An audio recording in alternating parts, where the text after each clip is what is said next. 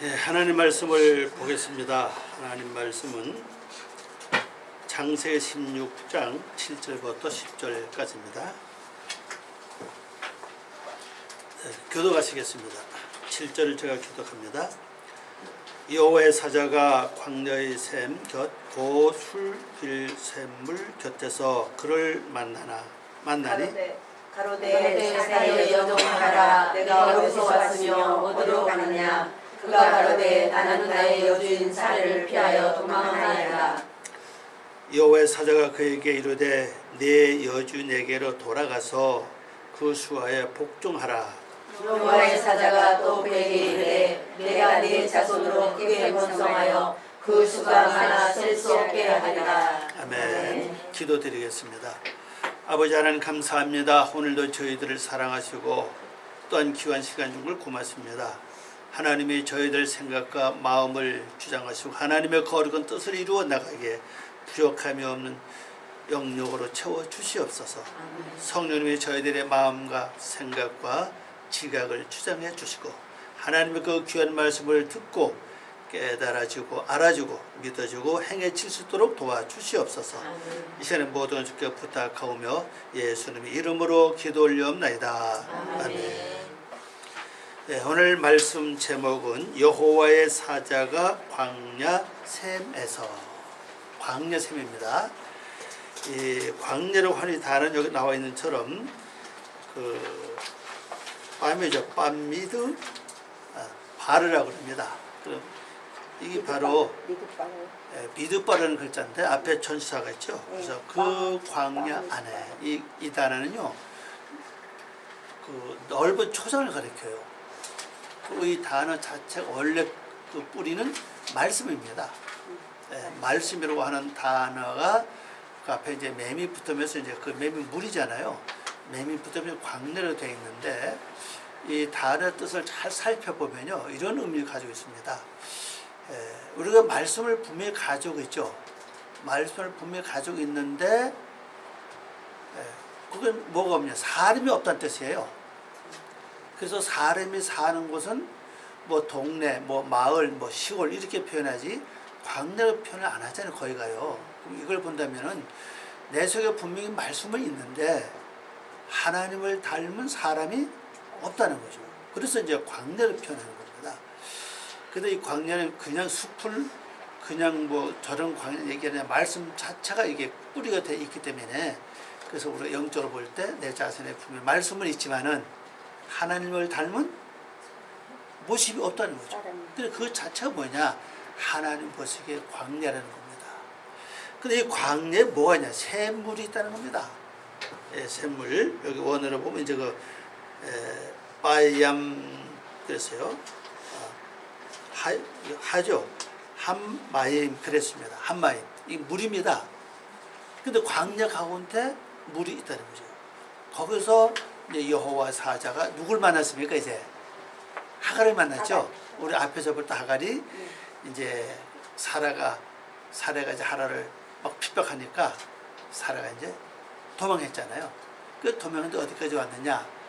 광야까지 온 겁니다. 이게 참 중요한, 여기서 뭐가 중요한 거면요, 사레하고 하갈은 어떤 관계죠? 주인과 종의 관계는 사실입니다. 그러면 오늘 여기 말씀 나오잖아요. 말씀 보면은 여호와의 사자가 뭐라 합니까? 너는 여주인에게 돌아가라 그러잖아요. 그래서 그에게 뭘 하라고요?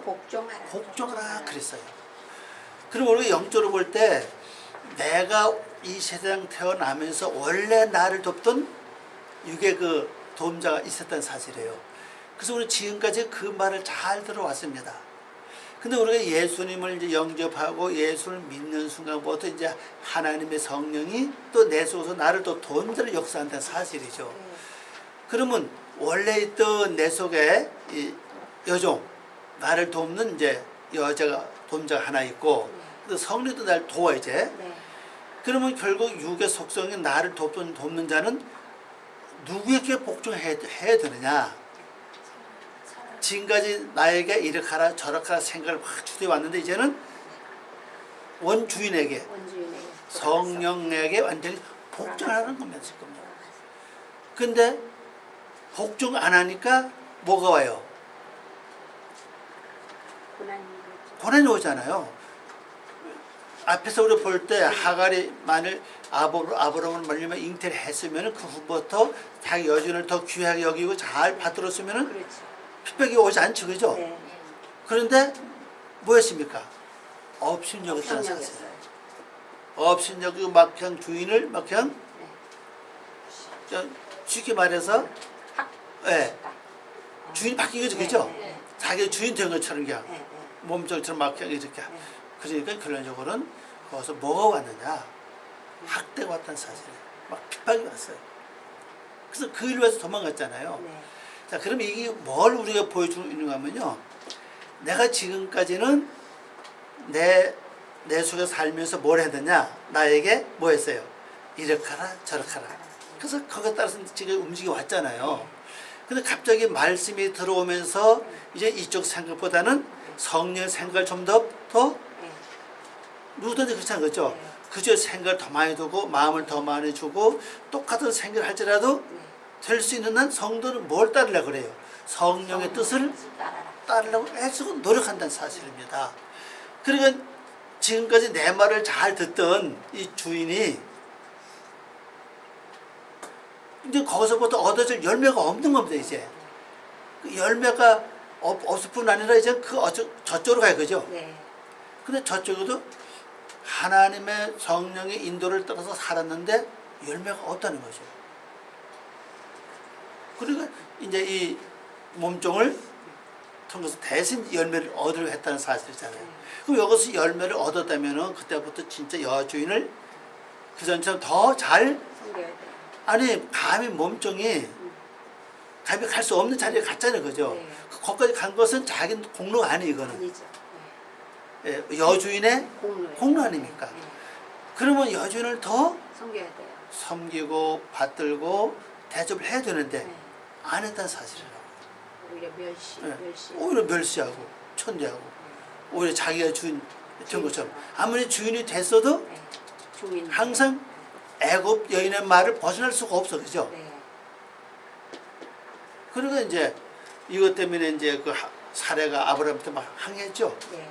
그러니까 아브라함이 내 수하에 있으니까 당신 또 하시오. 이 사례 마음대로 한 게 아니라 이미 다 진짜 주인 되신 분한테 허락을 받고 이제 네, 그렇게 했죠. 그래서 도망했습니다. 아니. 도망갔는데 예, 거기서 여호와의 사자를 이제 만나게 됐다는 사실이에요. 여호와의 사자를 만났습니다. 그래서 이제 그 7절 말씀 보면은 물샘 곁은데 바로 어떤 길이냐? 술길입니다. 술길. 술이죠. 네. 원래 뜻은 여기 힙을 발음은 수루입니다. 수루. 네. 이 수루 어디 나온 거면요? 창세가 아니라 출애굽기 아, 집에. 신배짱 거 처음 나와요. 네. 수루광야가. 그래서 이스라엘 백성의 홍해를 건넌 다음에 제일 먼저 간 곳이 어디입니까? 이 수루광야거든요. 그게 벽이에요, 벽. 부딪혀. 네. 그런데 이 광야 샘 곁에서 만났는데 곧 어디냐? 바로 술길이라는 거죠. 술길. 길을 뭐라면 내가 앞으로 나아가야 될 네. 방향을 제시하고 있는데 지금 뭐가 지금 막혔다는 겁니까? 네.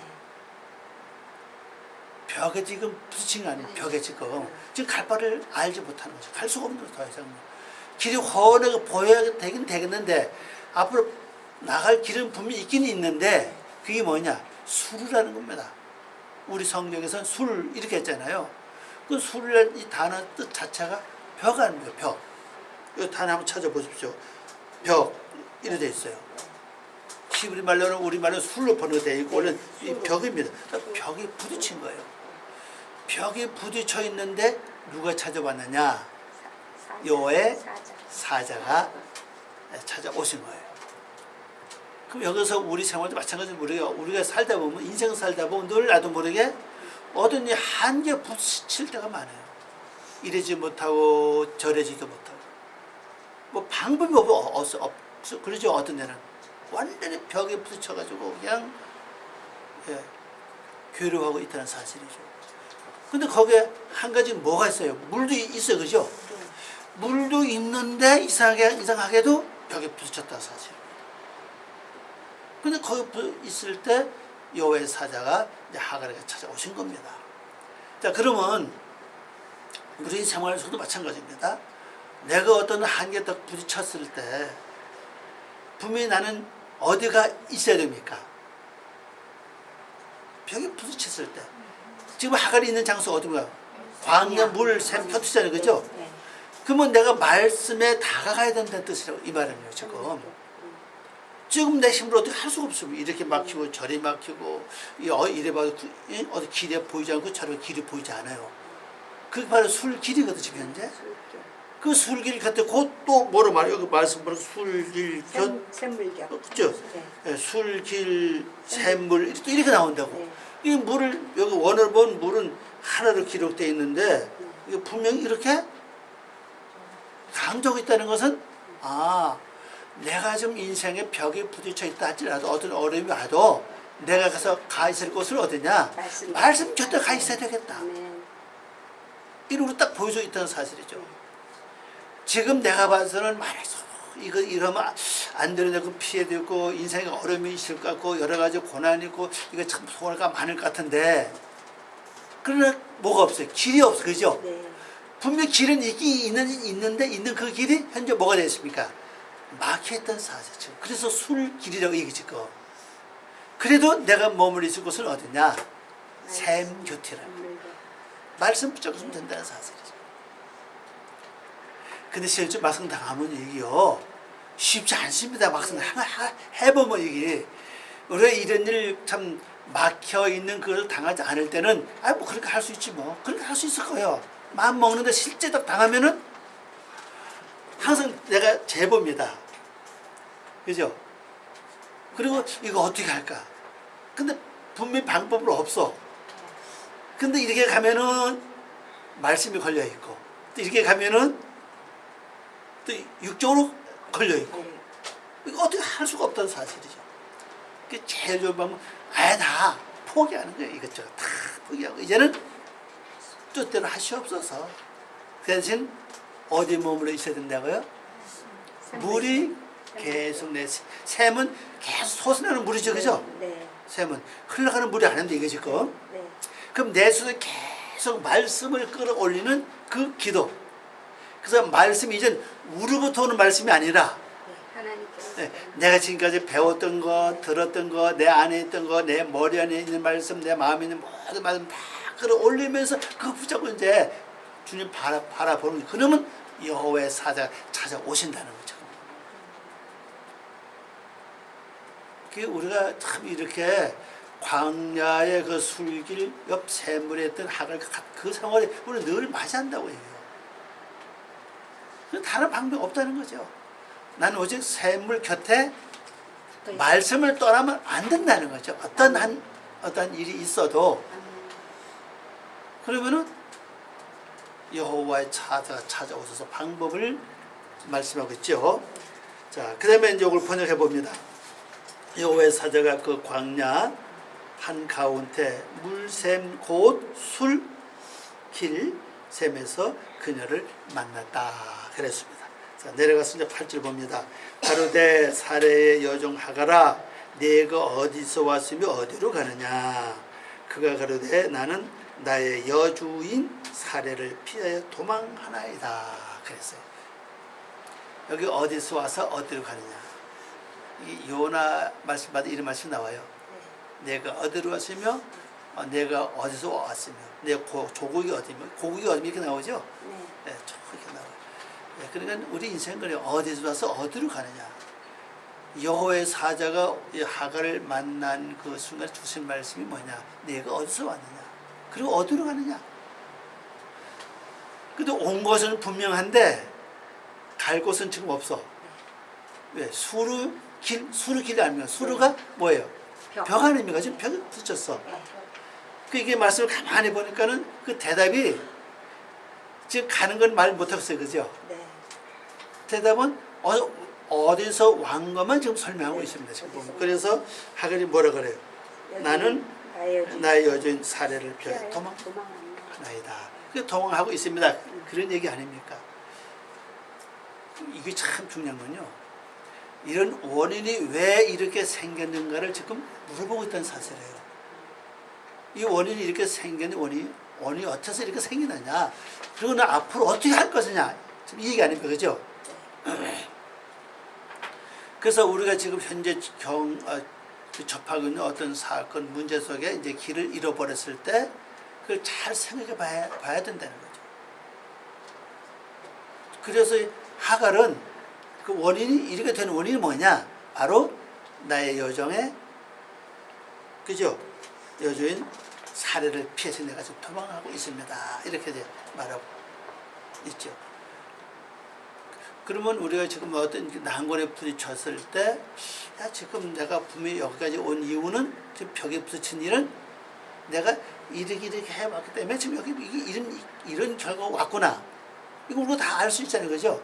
한번 점검하면서 다시 이걸로 하나님께 우리가 기도하면서 좀 회개하고, 그리고 내 자신을 다시 돌아볼 수 있는 기회를 갖는 게 굉장히 중요하다. 그래 생각을 합니다. 또 그렇게 해야 돼요, 실제로는. 다른 방법이 없잖아요, 지금. 또 하나님 물어보고 계시잖아요. 내가 어디서 왔느냐? 그럼 이렇게 돼서 지금 내가 길이 막혀 있습니다, 지금. 이렇게 해야 된다는 거죠. 그리고 우리 삶 자체가요, 하나님께 내놓을 때는요, 내가 오늘 있는 그대로 이렇게 내놓는 게 중요하다. 그렇게 볼 수가 있습니다. 그래서 이걸 이제 번역해 보면요, 사자가 말하기를 사례의 여종 하가라. 여기서 이제 분명한 소속을 말해주고 있죠. 네. 사례의 여종 이렇게 나오잖아요. 네. 하가라, 내가 어디에서 와서 어디로 가느냐?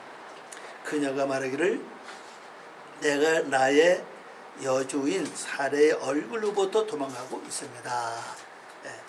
근데 얼굴로부터 피한다로 번역을 했죠. 원문에는 이걸 얼굴이라는 뜻인데, 앞에는 뜻인데, 피한다고 번역해서 도망가는 것만 피해서 도망간다 그렇게 표현할 수도 있죠. 하여튼 어쨌거나 사례 여주인 사례 앞에서 지금 도망가고 있습니다. 그렇게 말하고 있죠.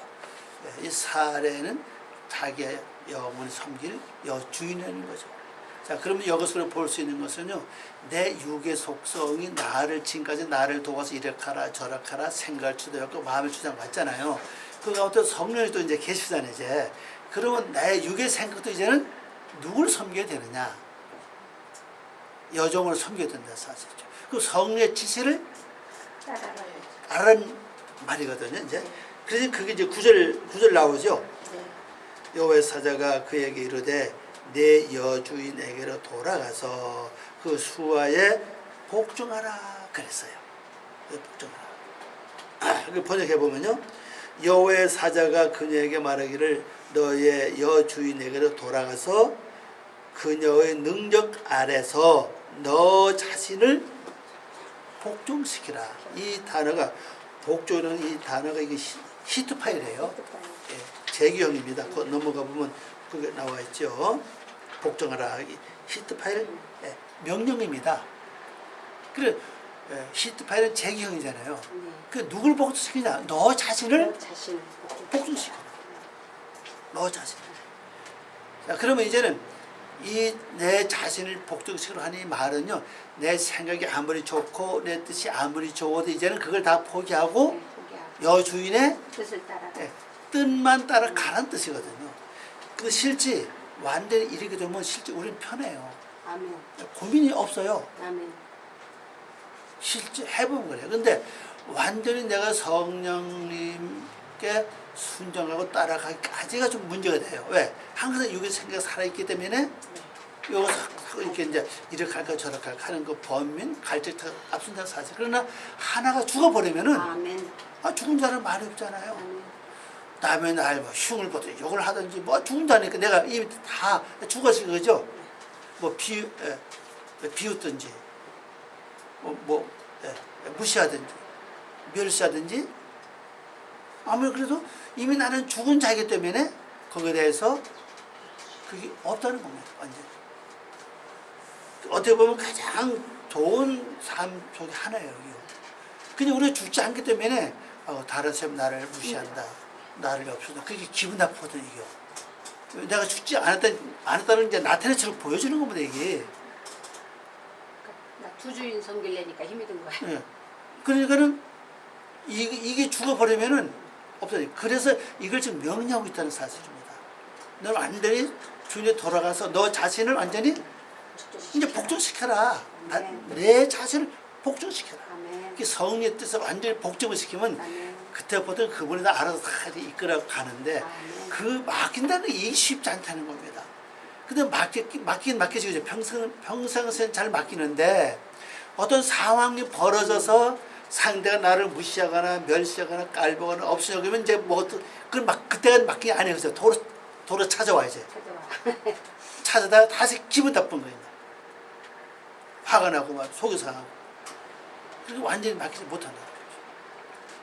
완전히 맡기는 게 이게 쉬운 거 아닙니다. 실제는 해보면 쉽지 않아요. 그래서 그렇잖아요. 뭐 죽은 자는 뭐 실제 누가 와서 욕을 하든 뭐 깔보든 없은 여기든 뭐 멸시하든 막 조롱하는 말을 하든 그건 내 귀에 들을 리가 없어. 그죠? 이미 죽었으니까 실제 완전 죽으면 그다음 그게 들어오지도 않아요. 실제는. 근데 어떤 데는 내가 내 무덤을 파서 내가 거기 들어 죽을 때도 뭐 있어요. 내가 내 무덤 파지 않으면 괜찮은데 파놓고는 나 이제 거기 언제 들어가야 돼. 내가 팠을 어떡합니까? 들어가서 죽어요. 죽어야 돼. 그래 죽을 때 잘만 죽으면 그게 복이 된다 사실은. 아멘. 예, 잘못 죽으면은 이게 개 죽으면 되는데 잘만 죽으면은 예, 나중에 이익이 돌아온다는 사실입니다. 영어로 잘 이렇게 들으시기 바랍니다. 그리고 죽을 때 잘만 죽으면 돼요. 잘 죽자. 그럼 나중에 엄청난 하나님의 약속된 부죠. 그것이 내게 돌아온다는 사실입니다. 근데 이거 죽으면 부만 오는 게 아니에요. 하나님의 인격으로 내가 한 걸음 더 다가간다는 사실이에요. 예수 성품으로 내가 한 걸음 더 이렇게 나가는 결과를 가지고 된다는 것이죠. 그래서 여기서 말씀하는 것은요, 이제 돌아가라 하고 완전히 명령을 하시는데, 이 복종하라고 하는 이 단어를 보면요, 겸손하라, 자신을 복종시키라, 괴롭힘을 당하라 그랬어요. 그래서 이건 자신을 복종시키는 거죠. 그리고 이제 돌아가라고 하는 이 말은요, 방향을 바꾸는 뜻입니다. 완전히 되돌아서라, 돌아오라, 되돌리라 그런 뜻입니다. 완전히 이제 돌아서야 된다는 거죠. 그래서 우리 기독교인들이 한 가지는 잘 돌아서는 방법 한 가지 가지고 있어요. 그게 여러분 다 갖고 계세요. 그게 뭔지 아세요? 우리 기독교 한번 돌아섰다면 그 다음에 인사도 안 하려고 그러고 만나지도 않으려고 그래요. 한번 마음이 안 맞아서 돌아섰다면요, 완전히 돌아설 수 있잖아요. 대부분 다 그러고 우리 기독교는 그걸 다 가지고 있다는 사실을 지금 현재. 그러면 이제 영적을 볼 때 영적으로만 바꾸면 돼요. 이거. 영적으로만 바꾸면은 아주 좋은 결과를 얻을 수 있다는 것이죠. 영적으로 바꾸면 돼요.